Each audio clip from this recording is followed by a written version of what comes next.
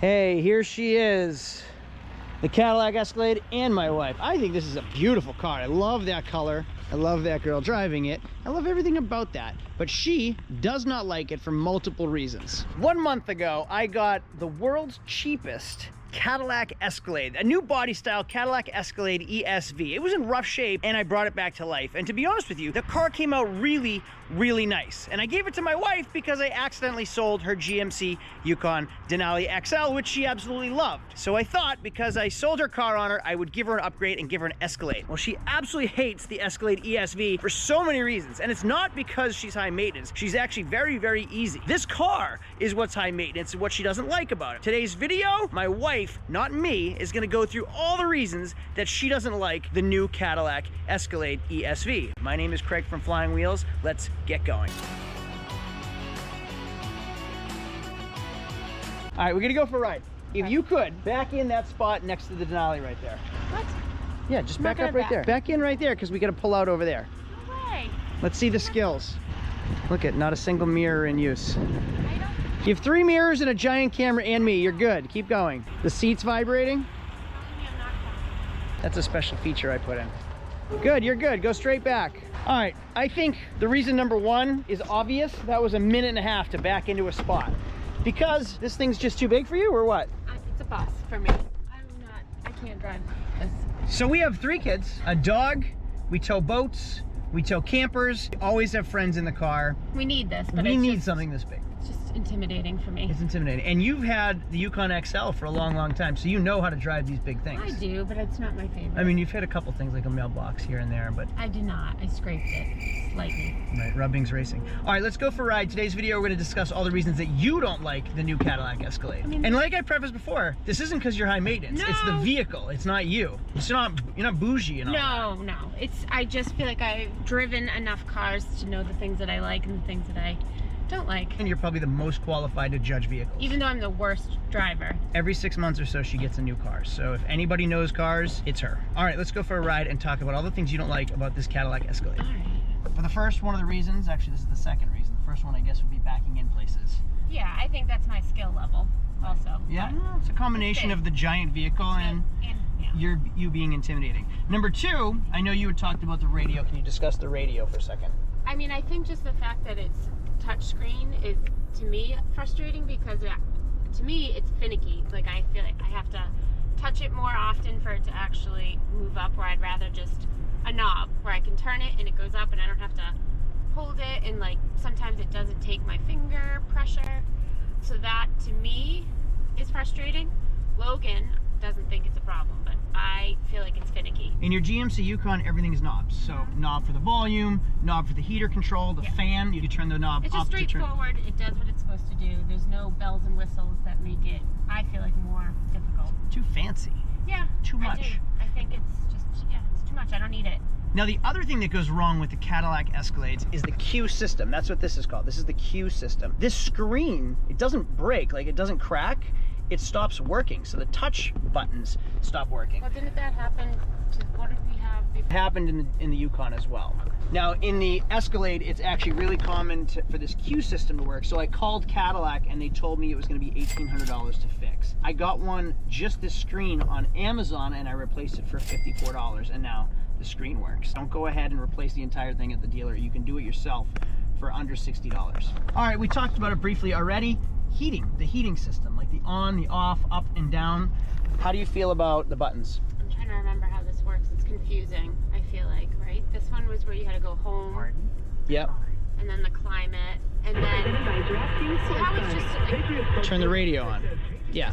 It's you touch the wrong thing. I don't know. I feel like it's just a lot of it's a process to get there. That was actually the perfect example. So to go to your climate settings, you have to go home, you have to hit climate, and then you can control everything. You can also do it right here, up and down. So there's your heat, up and down, and your fans up and down. Yeah. See how it doesn't really go up and down accurately with your touch? Like I touched it 7 times and it's still on 72 right there. So and that's now Logan will touch it and annoying. he says it works perfectly. On top of that, the Yukon Denali has your rear air here. So you can control the rear air, remember? Mm-hmm. Well, that's confusing because you have to go, well, not confusing, just annoying. You have to go to home again, climate, and then I have horrible vision and I don't always have my glasses and you're supposed to see rear here, then you can sync it. And you can turn it on. Push sync. It's just a lot of visual stuff that I can't look at when I'm driving and my eyes aren't great and I want to just be able to press rear and a button. I think a big part of it is the visual part of it because I feel like it takes some of your attention because you have to kind of look at it more.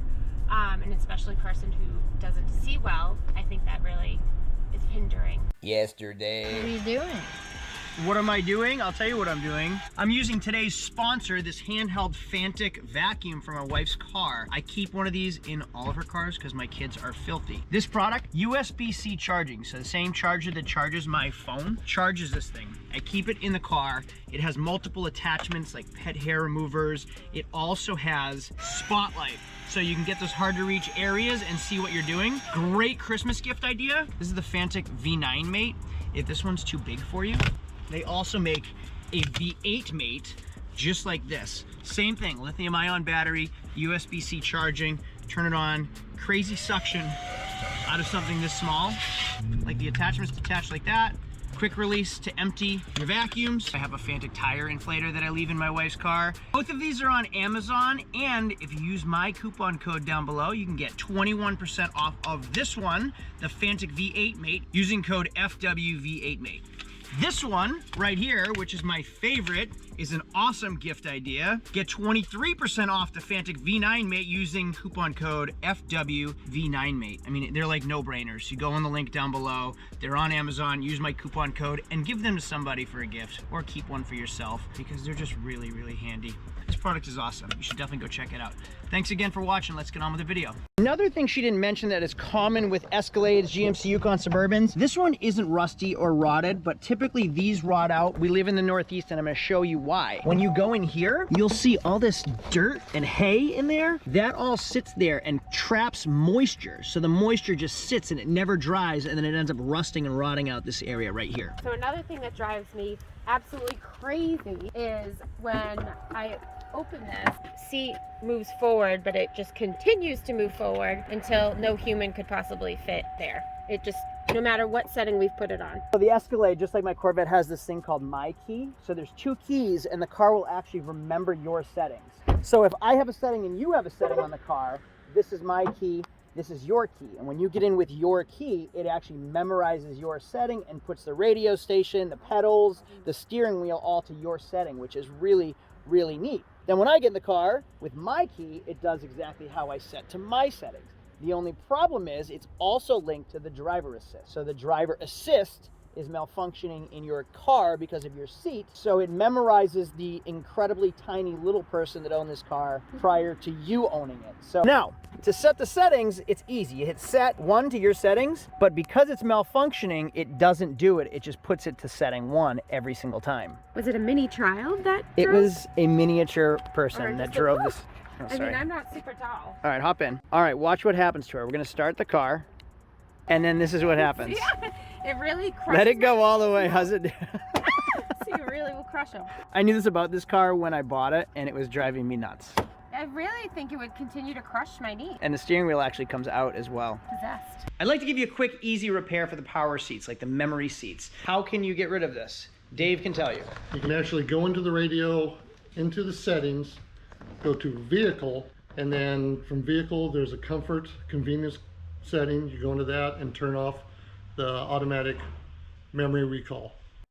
Talk about how many times I've come out in the freezing colds in the morning and it won't detect the keys, and then I have to go in and get the other set of keys, and then it doesn't detect those keys as well. So this car is fully keyless. Now this is a 2015 with 129,000 miles, so it's not brand new, and over time you start to see the things that are wearable items. Apparently a lot of things start to malfunction in a $100,000 truck in 120,000 miles, which seems like a little ridiculous.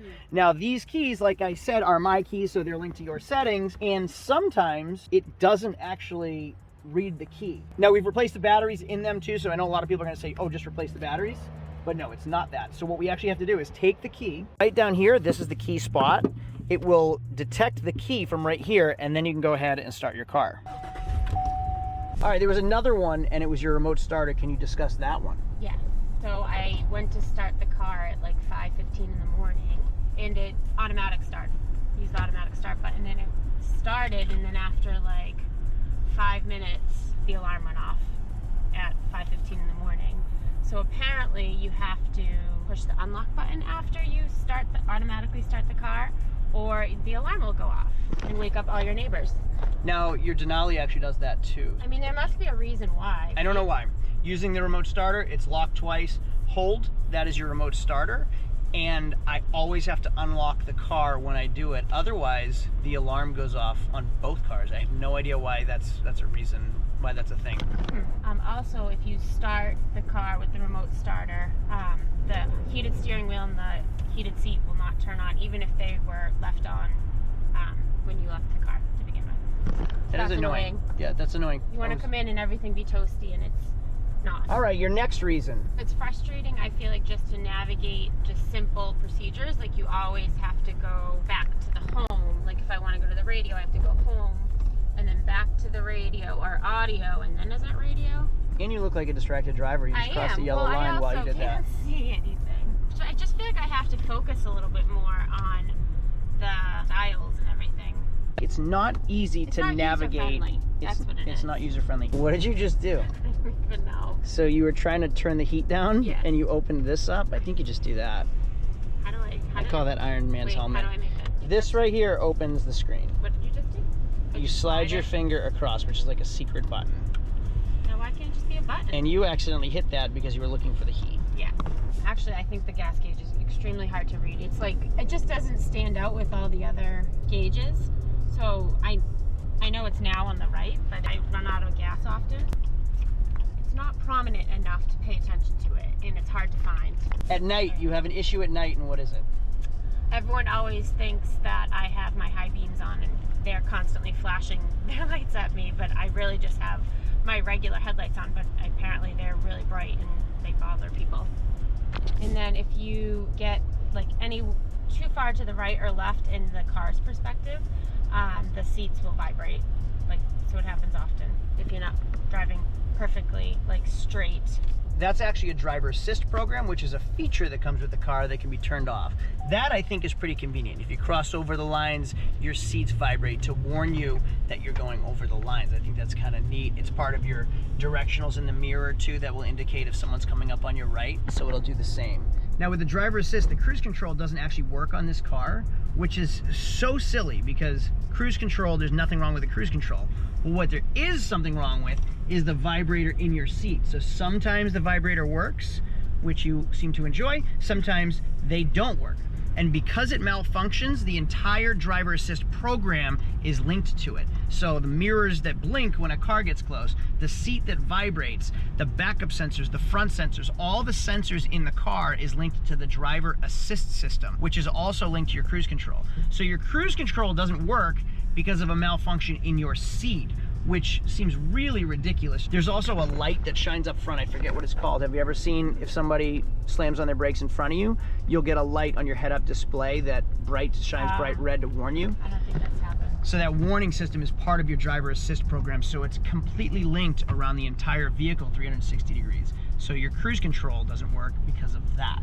Now the other thing too is your pedals are adjustable pedals that don't work as well. So you'll see that those pedals aren't working when I push this button, all because it's linked to the driver assist, which is incredibly frustrating for me when I get in your car. Yeah. The other thing that I find distracting that maybe some people would like is the speedometer is on the windshield. Like, it reflects on the head-up display. Yeah, it reflects onto the windshield. And to me, it's visually distracting, right in the center of my vision. The other thing that you didn't mention is this right here in the armrest, in the center console.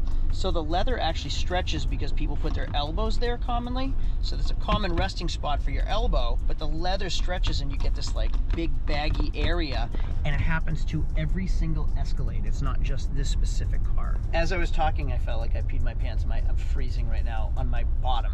And I just realized that my cooled seat is on, and I don't even know how we turned it on. That's happened to me before. Now in the Yukon, they're push buttons on the door. They're either on the door or they're right here, and they're actual physical push buttons. So you push it and you know that it's on or off, versus this I accidentally touched and didn't even know I did. Yeah. So the DVD player is also very finicky because apparently it 8-hour DVD. So we've watched The Croods, 10 to 15 times because it'll make the sound, but it won't eject the DVD. I have memorized Croods too. To me, it feels like you have to go from learning like a Android to an iPhone or vice versa. Yeah, it's There's just a lot of more difficult. Yeah. There's a tremendous learning curve to this vehicle, and you've had it for a month, so Yeah. you've learned the car. And driving it's the same as the Yukon, so it's not like you had to learn how to drive it. You've already done that part. The learning curve is tremendous on this thing. And somebody that engineers these things, I was speaking to somebody and they said there's a lot of sizzle with not the steak. So that was kind of a good way to say it. Like, they try to add so many features to this car, but they don't really function properly, and a lot of them are nonsense. Yeah. Not needed. Yeah. Other thing too that we didn't mention, that you didn't mention, I will say, these have an active fuel management program. It's called AFM, or displacement on demand, DOD. What that is, it shuts 4 cylinders down of your 8 when you're driving on the highway to improve fuel economy. But there are actually problems in the lifters on, this is probably nonsense to you, but what happens is there are lifters that malfunction and they turn sideways, and then it starts to wear on your cam, which spins everything on your engine. So your car actually starts to misfire over time, like right around now, 130 to 150,000 miles. It prematurely wears on your engine, and there's a class action lawsuit against GM because it happens in their Suburbans, their Yukons, it happens in their Escalades, all their V8 like truck engines. It's a terrible, terrible problem. You can have the active fuel management tuned out of your car if you buy a new one. That way you're not running on 4 cylinders, which your fuel economy will decrease, but it will improve the life of your engine. So that's something to think about as well. I actually forgot. So I have one more surprise for you at the shop. I'm going to give you 2 choices of new cars so you don't have to drive this thing anymore. Okay. You get to pick. Really? Yeah. Another thing that's common in these trucks, it's also Suburbans and Yukons, it's a wearable item, is the motor mounts. So actually, if you accelerate fast and you feel like there's a clunk in the engine, doesn't happen on this one, but it's the motor mounts on these GM truck engines. So common problems with these cars, something to look out for when you're shopping for one. Yeah. Undo my seatbelt. You undo your seatbelt every time you back up somewhere? I use my mirrors, but I also turn. Wait, so. We're in a parking lot with I no park- other people driving around. That's why I don't do this. I go 4 miles away. So that's And something we're annoy going to my talk children. about, is you have to park these farther away than others I because have of the to, size. yes, because Yeah. I will not back in, and going in forward in between a tight spot is impossible for me. I have said before in other videos, Suburbans, Yukons, Escalades, they're always dented right here and on the other side because people take turns too sharp in big cars, or they'll turn it and they'll actually clip the front corners of their fenders. Check, watch, like look at them. Now that you know, you're gonna start noticing it. I love the Escalade. I love the color of the Escalade. I agree with everything you've said 100%. I know I sold your Yukon before. It was not a Denali, it was a Yukon. I got you this Yukon Denali XL to replace the Escalade and bring back a car that you already know everything about. Hop in, I want to show everybody all the options that you already know how to use. So I transferred everything into your Yukon. Your Fantic vacuum is actually charging for you. Which is amazing. This thing is awesome. I feel like I've had this before. Yeah, because this is the exact car that I sold on you when it was in for service. So this is the exact one? Well, not the one, but it's like a better version of what you already had. Yeah. So this is nice because it has the captain's chairs. It has the Blu-ray players. It has the sunroof. It has, go ahead, start it up. The memory seat works on this one. I already like it more. It also has the My Key just like Cadillac does, so this will remember your settings. I just like how this feels. I don't know if it's more comfort or practicality, but I just like it more. Yeah, well, it's the same car, and you can see like you have your heated steering wheel over there, you have your cruise control, you have all your dashboard settings here. Oh, look at how easily you just turn the radio down. Oh my gosh. Wow. Heat. This is so much better. Fan right here. Heat right here. Passenger here. Sync right there. Rear controls right here. Heated seat button. Air conditioned seat button. You can't mistakenly hit any of these options. This also raises as well. That increases right there so you can hide your soda cans and stuff. Makeup. And then like levers instead of push buttons to open your glove box. Your power adjustable pedals, where are those? They're over there. Right here, these up and down, plus and minus? Yeah, so you have every single option the Escalade has, just like a dumbed down version. This is the iPhone. that is the Samsung Galaxy. I think I'm an old-fashioned type of girl. Yeah, we I have like the this. luxury options just with, Yeah, like, it's just practical. practical. Easy. That's the word. And easy. One more surprise for you, Okay. and you can choose. I have one other car that I'm worried you're gonna love, Okay. and I'm gonna give you the choice between this and that. Let's go check it out. Analyze this one. You already know this car. Yeah, and I like this car. This is your other option. You used to have a minivan. We got out of minivans finally because our kids are a little bit older. But I always loved my wait till you minivan. see this minivan. Okay, I'm gonna unlock it. I'm gonna push the buttons to open both sliders. I'm gonna push the button to open the hatch. Go get on the inside of this car. Actually, look in the back seat, like the middle row real quick. Look at how nice this car. Hang on. Lift those. Are you kidding Yeah, me? right? Would our kids love that? And USB chargers, 2 of them, and headphone jacks on each seat. That's amazing. Wow. These seats, super comfortable, and they're stow and go, so they hide in the floor if you don't need them.